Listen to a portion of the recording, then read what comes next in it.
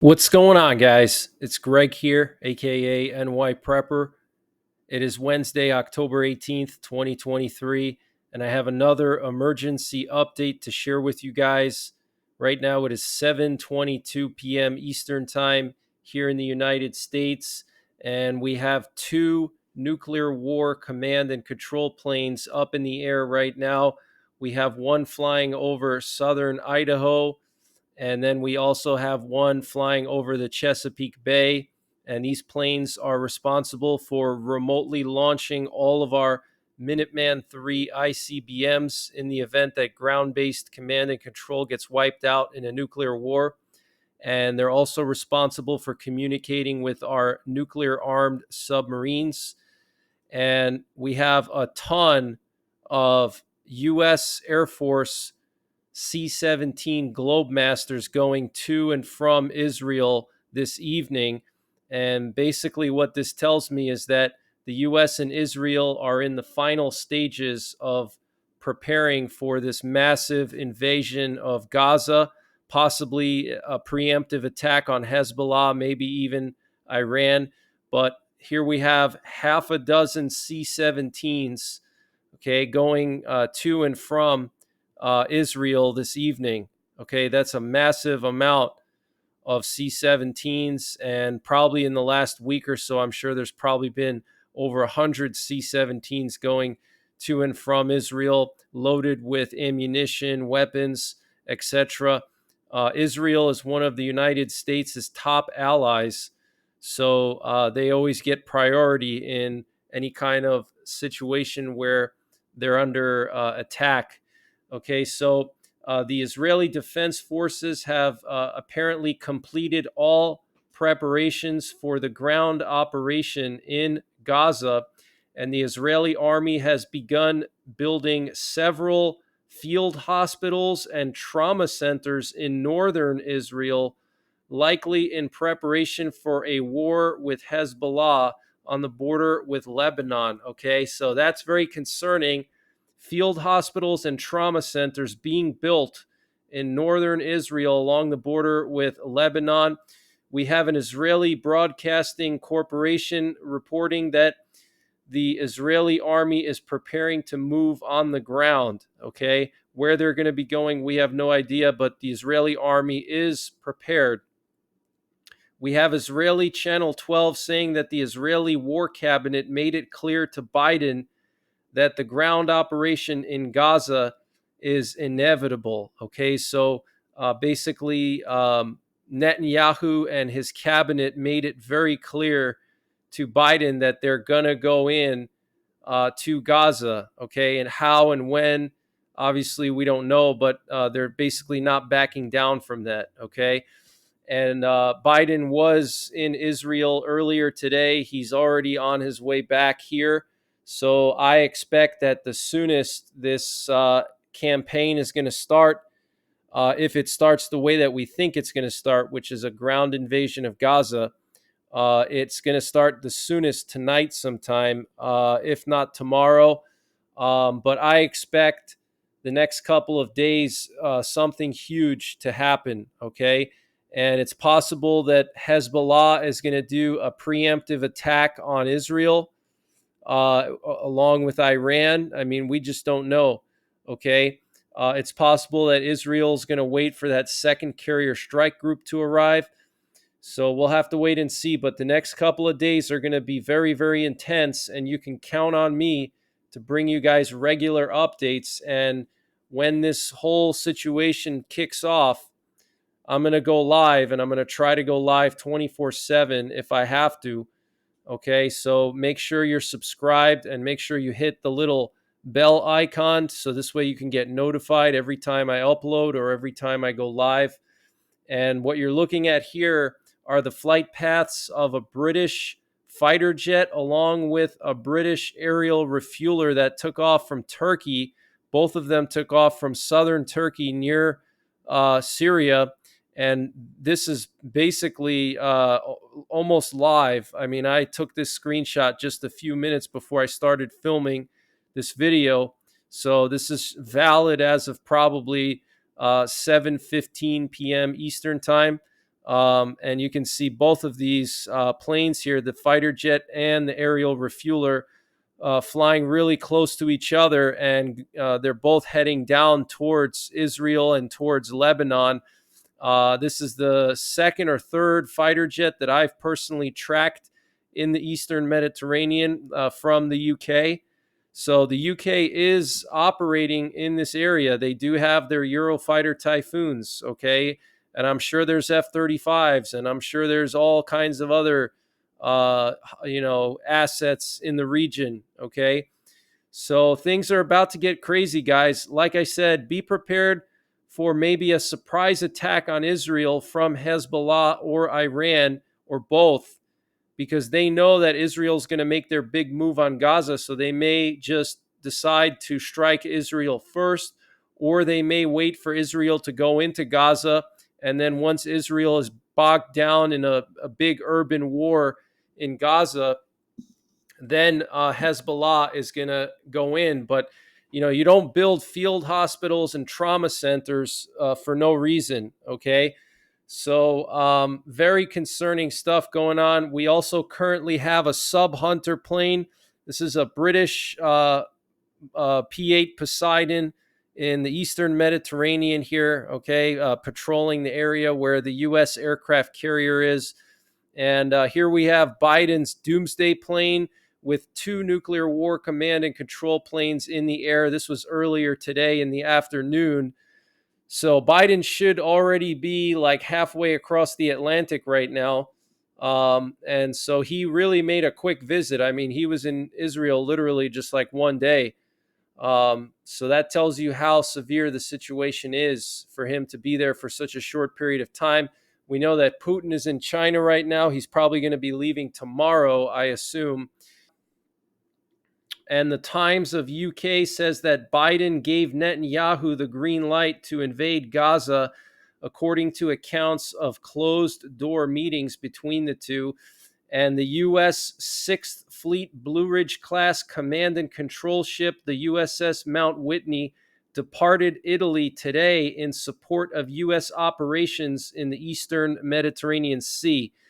Okay, so this is that ship. Okay, this is some kind of command and control ship, a Blue Ridge class command and control ship, the USS Mount Whitney, okay, heading to the Eastern Mediterranean. And this is on top of the 26th Marine Expeditionary Unit, which is on its way from the Persian Gulf to the Eastern Med. Okay, and that one has 2,500 Marines on board with all kinds of other assets. So the U.S. is really gearing up for a major escalation. A second aircraft carrier strike group is on its way as well. Potentially a British aircraft carrier and another American aircraft carrier that's empty also going there. Okay, so it's really serious what's going on here, guys. Okay, very, very serious, very tense situation right now. Germany has deployed their KSK special forces to Cyprus, and these special forces are specializing in counterterrorism and specifically hostage rescue. Okay, so Germany deploying their tier 1 operators to Cyprus. Okay, these are the best of the best that Germany has. That's like the German Delta Force or Navy SEALs of Germany. And they're going to Cyprus because guess what? They're going to try to get those hostages out of Gaza. Okay, and there's already U.S. tier 1 assets in Cyprus and in that region. A defense official told Sky News Arabia that U.S. bases are on exceptional alert to protect installations and embassies in several countries. Okay, the American Secretary of Defense warned Hezbollah to stop the fire on the northern border. Okay, so stop firing into northern Israel. The Secretary of Defense here in the U.S., Lloyd Austin, okay, he's warning Hezbollah, stop it. Okay, they've been warning Hezbollah over and over. The U.S. has been warning them. Biden, Blinken, all of these guys, they've been warning Iran, Hezbollah over and over and over. Do not take advantage of the situation or we will act, okay? And Iran is saying that they're going to get involved. So both sides are not going to back down. And this update is being sponsored by My Patriot Supply.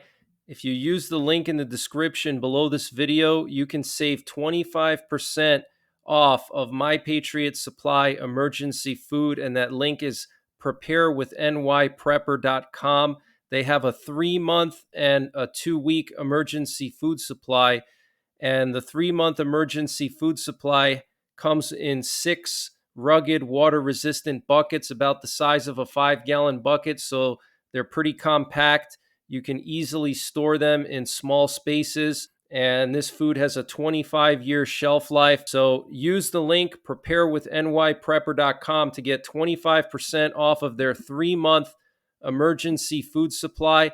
And they also have a 2-week emergency food supply, which I think is the absolute minimum that everybody should have. This 2-week emergency food supply you could also use for camping trips. PreparewithNYPrepper.com to get 25% off. They also have a general store. So if you click on this logo here, when you get to my page, it'll take you to their general store, and they have all kinds of prepping and survival items.